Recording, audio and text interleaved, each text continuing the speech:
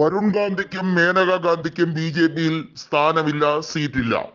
രണ്ടുപേരും കോൺഗ്രസിലേക്ക് മാറാൻ തുടങ്ങുന്നു എന്ന് പറഞ്ഞു കേട്ടിട്ട് കാലം കുറയായി. പക്ഷേ ലോക്സഭാ തെരഞ്ഞെടുപ്പിന് തൊട്ട് മുമ്പേയാകും ഇവരുടെ സ്ഥാനാർത്ഥി പ്രവേശനം ഉൾപ്പെടെയുള്ള കാര്യങ്ങൾ ചർച്ച ചെയ്യുക എന്നുള്ളത് വ്യക്തമായി കഴിഞ്ഞിരിക്കുകയാണ്. ഇരുവരും നിലവിൽ എം.പിമാരാണ്. അതിൽ മേനക ഗാന്ധിക്ക് ഇക്കുറി കേന്ദ്രമന്ത്രിസ്ഥാനം കൊടുത്തില്ല. മേനക ഗാന്ധി സുൽത്താൻപൂരിൽ നിന്നാണ് ബി.ജെ.പി ടിക്കറ്റിൽ കഴിഞ്ഞ തവണ ജയിച്ചത്. വരുൺ ഗാന്ധി ആകട്ടെ പിലിഭിറ്റിൽ നിന്ന് 3 ലക്ഷത്തിലധികം വോട്ടുകൾക്ക് വിജയിക്കുകയും ചെയ്തു. ഇരുവരിൽ ആർക്കെങ്കിലും ഒരു മന്ത്രിസ്ഥാനം കൊടുക്കുന്നു എന്ന രീതിയിലേക്ക് വന്നാൽ അത് മേനകയ്ക്ക് കൊടുക്കേണ്ട രീതിയിലായിരുന്നു കാര്യങ്ങൾ. 2014 മോദി സർക്കാരിൽ മേനക ഗാന്ധി വനിതാ ശിശുക്ഷേമ വകുപ്പ് മന്ത്രിയായിരുന്നു. പക്ഷെ ഇക്കുറി 2019 അവർ ജയിച്ചപ്പോൾ അവരെ മന്ത്രിയാക്കിയില്ല, അവരുടെ മകനെയും മന്ത്രിയാക്കിയില്ലായിരുന്നു.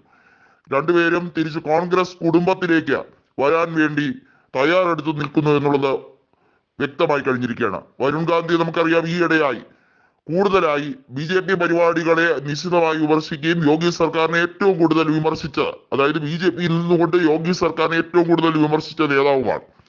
അവിടുത്തെ നിരവധിയായ വിഷയങ്ങളിൽ വരുൺ ഗാന്ധി അദ്ദേഹത്തിന്റെ കൃത്യമായ വാക്ചാതുര്യം ഉപയോഗിച്ചിട്ടുമുണ്ട്. മാത്രമല്ല, കർഷക സമരം ഉൾപ്പെടെയുള്ള കാര്യങ്ങൾ നടന്നപ്പോൾ അദ്ദേഹം കർഷകർക്ക് കൊടുത്ത ഐതിഹാസികമായ പിന്തുണയും ജനങ്ങൾ മറന്നിട്ടില്ല എന്നുള്ളത് എടുത്തു പറയേണ്ട കാര്യമാണ്. എന്നിട്ട് പോലും അദ്ദേഹം ബി.ജെ.പിയിൽ തുടരുകയായിരുന്നു എന്നുള്ളത് അത്ഭുതം തന്നെയാണ് എന്ന് തന്നെ പറയേണ്ടി വരും. ഇക്കുറി പക്ഷേ വരുൺ ഗാന്ധി തീർച്ചയായും കോൺഗ്രസിലേക്ക് പോകുന്ന രീതിയിലേക്കാണ് കാര്യങ്ങൾ. സമാജ്വാദിയിലേക്ക് പോകുമോ എന്ന ചോദ്യവും അവിടെ പ്രസക്തമായി നിൽക്കുകയാണ്. കൂടുതൽ വിന്നബിലിറ്റി സമാജ്വാദി പാർട്ടിക്കല്ലേ? സുൽത്താൻപൂരിലും അതുപോലെ തന്നെ പിലിഭിറ്റിലും സമാജ്വാദി പാർട്ടിയല്ലേ അവിടെ സ്ഥാനാർത്ഥികൾ രണ്ടാമതായി എത്തുന്ന? അപ്പോൾ തീർച്ചയായും സമാജ്വാദി പാർട്ടിയിലേക്ക് പോകുന്നതല്ലേ കൂടുതൽ ഉചിതം എന്ന ചോദ്യവും അവിടെ രാഷ്ട്രീയപരമായി നിലനിൽക്കുകയാണ്. പക്ഷെ ഇന്ത്യ മുന്നണിയിലേക്ക് പോകുകയും ഇന്ത്യ മുന്നണിയെ ശക്തിപ്പെടുത്തുകയും ചെയ്യലാണ് ഇനിയുള്ള രീതി എന്നുള്ളത് അദ്ദേഹത്തിൽ നിന്ന് തന്നെ വ്യക്തമായി കഴിഞ്ഞിരിക്കുന്ന സാഹചര്യമാണ്. വരുൺ ഗാന്ധി അങ്ങനെയാണെങ്കിൽ തീർച്ചയായും ഇത്തവണ സുൽത്താൻപൂരിലേക്കും മാതാവ് മേനക ഗാന്ധിയെ പിലിഭിറ്റിലേക്കും മത്സരിപ്പിക്കുന്ന രീതിയിലേക്കായിരിക്കും കാര്യങ്ങൾ പോകുന്നത്. ഈ രണ്ടുപേരും മാറി മാറിയാണ് തെരഞ്ഞെടുപ്പിൽ പിലിഭിറ്റും സുൽത്താൻപൂരിലും മത്സരിക്കുന്നത് എന്നുള്ളത് എടുത്തു പറയേണ്ട ഒരു കാര്യമാണ്. കഴിഞ്ഞ കുറി മേനകയ്ക്ക് 19,000 വോട്ടുകളുടെ ഭൂരിപക്ഷമേ കിട്ടിയുള്ളൂ. വലിയ വിവാദപരമായിട്ടുള്ള പ്രസംഗം ഉൾപ്പെടെ അവർ നടത്തിയിരുന്നു എന്നുള്ളതാണ് എടുത്തു പറയേണ്ട ഒരു കാര്യം.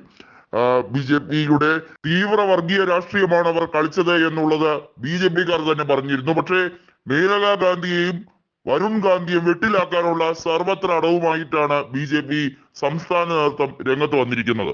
അവർക്ക് സീറ്റ് നൽകൽ മാത്രമല്ല, സീറ്റ് കൊടുക്കില്ല എന്നുള്ളത് മാത്രമല്ല, അവർ ഏത് പാർട്ടിയിൽ നിന്നാലും അവരെ പരാജയപ്പെടുത്തുക എന്നുള്ള ലക്ഷ്യം അത് കൃത്യമായും കേന്ദ്രത്തിന്റെ നിർദ്ദേശമായി തന്നെ വന്നിരിക്കുന്നു. അത്തരത്തിൽ അവരെ പരാജയപ്പെടുത്തുക, അവരെ രാഷ്ട്രീയ ഭൂപടത്തിൽ നിന്നും മാറ്റുക എന്നുള്ള ലക്ഷ്യത്തിലേക്കാണ് ബി.ജെ.പി നീങ്ങുന്നത്. പക്ഷേ അതൊരിക്കലും നടക്കില്ല. മേനക ഗാന്ധി നേരത്തെ ജനതാ പാർട്ടിയുമായി വലിയ രീതിയിൽ ബന്ധമുണ്ടായിരുന്നു. തീർച്ചയായും സമാജ്വാദി പാർട്ടിയുമായോ അല്ലെങ്കിൽ കോൺഗ്രസുമായോ, എന്തായാലും കോൺഗ്രസ് നേതൃത്വം കൊടുക്കുന്ന ഇന്ത്യ മുന്നണിയുടെ ഭാഗമായിരിക്കും എന്നുള്ളത് വ്യക്തമായി കഴിഞ്ഞിരിക്കുന്ന ഒരു സാഹചര്യമാണ്.